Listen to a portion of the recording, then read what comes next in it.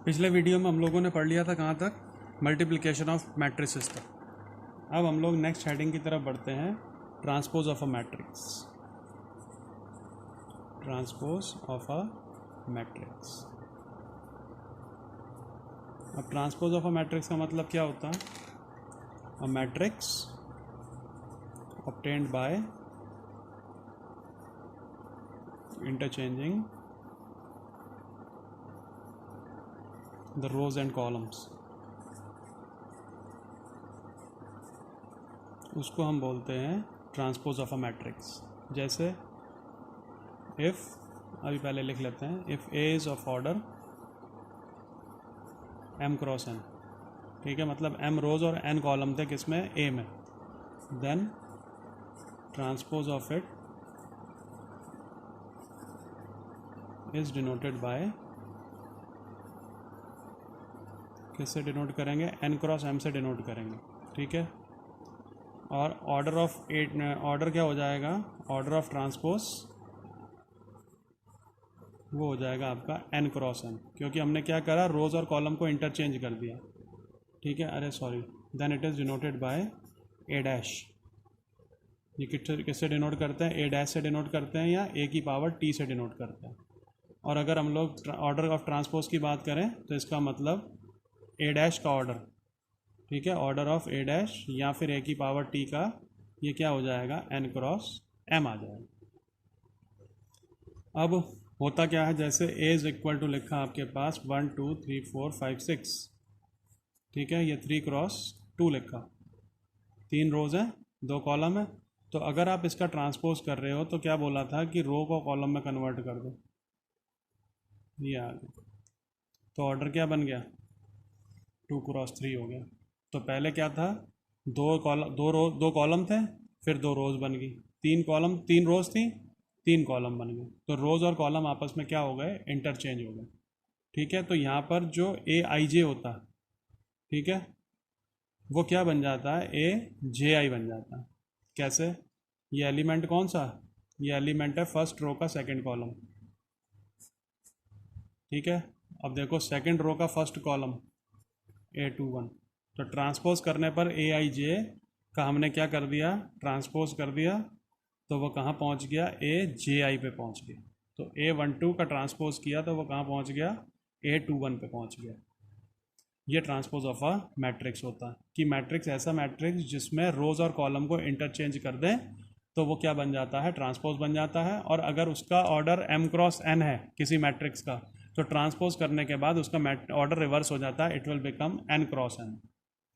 अब अगर हम लोग प्रॉपर्टीज़ की बात करें ट्रांसपोज की, प्रॉपर्टीज़ ऑफ ट्रांसपोज, तो क्या होता है कि अगर एक ही मैट्रिक्स को 2 बार ट्रांसपोज कर दिया तो हम वापस वहीं पहुंच जाते हैं। आप देखो, ये ए से ए डैश पे आए थे, अगर मैं इसी को वापस कर दूं ट्रांसपोज तो फिर क्या होगा, फर्स्ट रो फर्स्ट कॉलम बन जाएगी और सेकंड रो सेकंड कॉलम बन जाएगी। तो देखो ये वापस यही क्वेश्चन आ गया कि नहीं, वापस एक। तो डबल ट्रांसपोज का मतलब वापस वहीं पर पहुंचना। सेकंड प्रॉपर्टी क्या है बेटे, सेकंड प्रॉपर्टी है अगर प्रोडक्ट के ऊपर ट्रांसपोज है ना पूरे पे, तो ये हो जाता है बी डैश ए डैश। आपको रिजल्ट ही याद रखने, ज़्यादा डीप में जाने की ज़रूरत नहीं है। तो प्रोडक्ट में ट्रांसपोज जो होता है वो रिवर्स हो जाता है। अब अगर हम एडिशन या सब्ट्रैक्शन पे बात करें तो ट्रांसपोज पे कोई फ़र्क नहीं पड़ता, सीधा सीधा आ जाता। तो ए प्लस बी का ट्रांसपोज या ए माइनस बी का transpose, it will be A transpose plus B transpose, या फिर A transpose minus B transpose. अब इसके बाद बारी आती है बेटे सिमेट्रिक मैट्रिक्स की।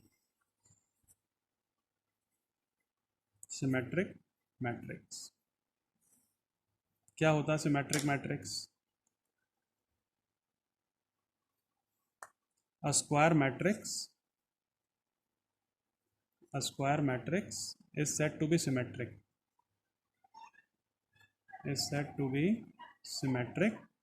if A transpose equals to A।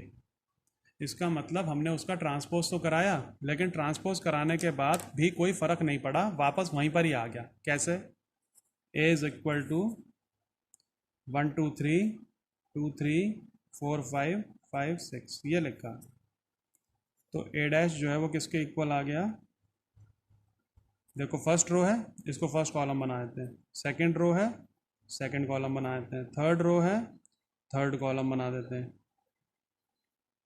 तुम देखो दोनों में कोई फ़र्क है? कोई फ़र्क नहीं है, जैसा ए है वैसा ही ए डैश है। तो इसको हम क्या बोल सकते हैं, ए इज़ सिमेट्रिक मैट्रिक्स। लेकिन आपने एक चीज़ ध्यान दी इसमें, ये मैट्रिक्स सिमेट्रिक वाला कहाँ होल्ड करेगा, स्क्वायर मैट्रिक्स में।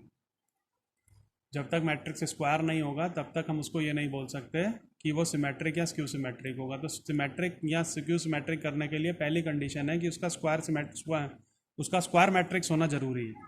ठीक है, तो आप देखो यहाँ पर हमने ट्रांसपोज किया। अब अगर हम एलिमेंट की बात करें, है ना, इफ़ ए इज सिमेट्रिक, अगर ए सिमेट्रिक होगा तो देखो ए आई जे और ए जे आई ये आपस में इक्वल होंगे, होंगे कि नहीं? देखो ये क्या है 1 2, 1 2 का रिवर्स करो 2 1, दोनों बराबर है। ये क्या है 1 3, ये क्या है 3 1, ये भी बराबर है। ये क्या है 2 3, ये क्या है 3 2, ये भी बराबर है। तो अगर सिमेट्रिक मैट्रिक्स है तो ए आई जे जो है वो ए जे आई के इक्वल होगा। ये कंडीशन होल्ड करती है सिमेट्रिक मैट्रिक्स में। अब बारी आती है एक दूसरे मैट्रिक्स की, skew symmetric matrix. Skew symmetric matrix, इसमें क्या होता है, square matrix,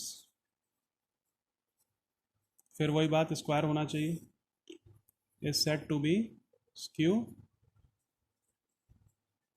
if A dash equals to minus A. मतलब ट्रांसपोज करने के बाद वो चीज़ आई तो, लेकिन आई किसके साथ, विद अ नेगेटिव साइन, तब हम उसको बोलेंगे कि वो स्क्यू सिमेट्रिक है। कैसे, देखो ए हमने ले लिया। अच्छा, इसमें एक और कंडीशन होती है, its diagonal elements are zero, its diagonal elements are zero.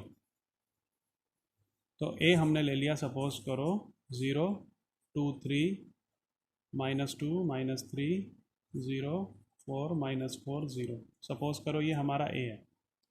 अब जब मैं इसको ट्रांसपोज करूँगा तो ट्रांसपोज करने में मुझे क्या मिलेगा, पहली रो पहले कॉलम में कन्वर्ट हो गई, दूसरी रो दूसरे कॉलम में कन्वर्ट हो गई, तीसरी रो तीसरे कॉलम में कन्वर्ट हो गई।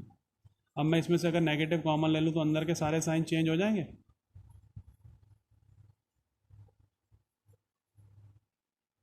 तो ये सारे साइन चेंज हो गए, ठीक है, ये सारे साइन चेंज हो गए। अब साइन चेंज होने के बाद ये मैट्रिक्स जो है बिल्कुल एज इट इज़ आ गया। तो ये कितना हो गया, -a हो गया। तो आई तो वही चीज़, लेकिन आई किसके साथ, नेगेटिव साइन के साथ। तो यहाँ पर ए डैश जो है वो किसके इक्वल हो गया, -a के इक्वल हो गया। अब इसमें तुम एक चीज़ ऑब्जर्व करो, देखो ये डायगोनल है, ठीक है, इस डायगोनल के दोनों तरफ जो एलिमेंट हैं, अगर हम सिमेट्रिक मैट्रिक्स की बात करें तो सिमेट्रिक में डायगोनल के जो इधर उधर एलिमेंट थे वो सब इक्वली प्लेस थे, 2 2 3 3 5 5, ठीक है। लेकिन यहाँ पर क्या हो रहा है, यहाँ डायगोनल के इधर उधर जो एलिमेंट है अपोजिट साइन के साथ है। इधर 2 है तो उधर -2 है, इधर 3 है तो -3 है, इधर 4 है तो -4 है। इसका मतलब इसमें ए आई जे जो होता है वो माइनस का ए जे आई हो जाता, यही तो कंडीशन हुई। अब कोई कहे कि इसके डायगोनल एलिमेंट 0 क्यों होते हैं, इसके डायगोनल एलिमेंट क्या होगा, ए आई आई होगा। अगर इसी रूल को लगाएं, ए आई आई क्यों लिया, क्योंकि यहाँ तो 1 1 ही होगा ना, A 1 1 A 2 2 A 3 3, तो ए I I equal to minus A I आई हो जाएगा इसी डेफिनेशन के अकॉर्डिंग। तो क्या हो गया, माइनस ए आई आई को इधर ले आओ तो twice A I I equal to 0। तो ए आई आई की वैल्यू क्या आ गई, 0 आ गई। तो इसीलिए स्क्यू सिमेट्रिक मैट्रिक्स में जो डायगोनल एलिमेंट्स होते हैं वो आपके 0 होते हैं। क्लियर हुआ? तो यहाँ पर ए आई जे जो होता है वो माइनस ए जे आई होता है, और अगर ए जे आई के इक्वल हो जाए उस केस में हम लोग बोलेंगे कि सिमेट्रिक मैट्रिक्स है, और अगर माइनस ए जे आई हो गया तो स्क्यू सिमेट्रिक मैट्रिक्स है। अब तुम्हारे पास एक एक्सरसाइज में क्वेश्चन है कि to express a matrix as a sum of symmetric and skew symmetric matrix.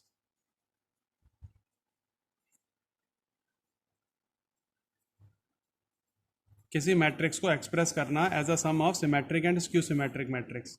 अब इसका मतलब क्या हुआ, वो कहेगा आपको कि ए आपको एक गिवन मैट्रिक्स है, ठीक है, इसको आप लोग क्या करो, दो पार्ट्स में ब्रेक कर दो, ठीक है, सपोज करो बी और सी में ब्रेक कर दिया, तो वो कहेगा कि बी जो है, इसे बी नहीं पी और क्यू ले लेते हैं, इसे पी मान लिया या क्यू मान लिया, तो वो क्या कह रहा है कि ए को पी और क्यू में ब्रेक कर दो, इसका मतलब पी और क्यू को वापस जब जोड़ेंगे तो हमको क्या मिलना चाहिए, ए ही मिलना चाहिए। लेकिन वो कह रहा है इसमें से एक पार्ट जो है वो सिमेट्रिक होना चाहिए और दूसरा पार्ट स्क्यू सिमेट्रिक होना चाहिए। तो अगर पहला पार्ट सिमेट्रिक होगा तो P dash equal to P होना चाहिए, और दूसरा पार्ट अगर स्क्यू सिमेट्रिक होगा तो Q dash equal to minus Q होना चाहिए, जैसा अभी हमने ऊपर देखा। तो अब इसको करते कैसे हैं बेटे, इसे लिखेंगे ए इज इक्वल टू हाफ, या आप याद रखना half A plus A dash plus half A minus A dash. अभी इसके बाद एक वीडियो और बनाऊंगा मैं, उस वीडियो में हम लोग इससे रिलेटेड थोड़े बहुत क्वेश्चन डिस्कस करेंगे मैट्रिक्स के, तभी मैट्रिक्स को हम कंप्लीट मानेंगे। अभी फंडामेंटल कर लेते हैं, फंडामेंटल के बाद नेक्स्ट वीडियो में हम लोग इसकी एक्सरसाइज के क्वेश्चन जो हैं इंपॉर्टेंट वो डिस्कस करेंगे। तो A is equal to half A plus A dash plus half A minus A dash कर दिया। अब इससे हुआ क्या, अगर आप इसको खोलोगे ना तो देखो क्या लिखा, half A plus half A dash plus half A minus half A dash, ठीक है। तो हाफ ए डैश से हाफ ए डैश कट गया, हाफ ए प्लस हाफ ए वापस क्या आ जाएगा, ए ही आ जाएगा। तो इसका मतलब लिखने का तरीका अलग है लेकिन चीज वही लिखी है, ए। तो इसको हम क्या कह सकते हैं, पी कह सकते हैं, और इसको कह सकते हैं क्यू। तो जो एडिशन वाला है ना बेटे वो हमेशा सिमेट्रिक में खुलता है, और जो सब्ट्रैक्शन वाला है वो हमेशा स्क्यू सिमेट्रिक में खुलता है। ये कंडीशन होती है हमेशा। जो half A plus A dash इसको जो मैट्रिक्स मानेंगे वो सिमेट्रिक ही आएगा, और जो half A minus A dash मानेंगे उसको क्यू मानेंगे तो वो स्क्यू सिमेट्रिक पार्ट ही बनेगा।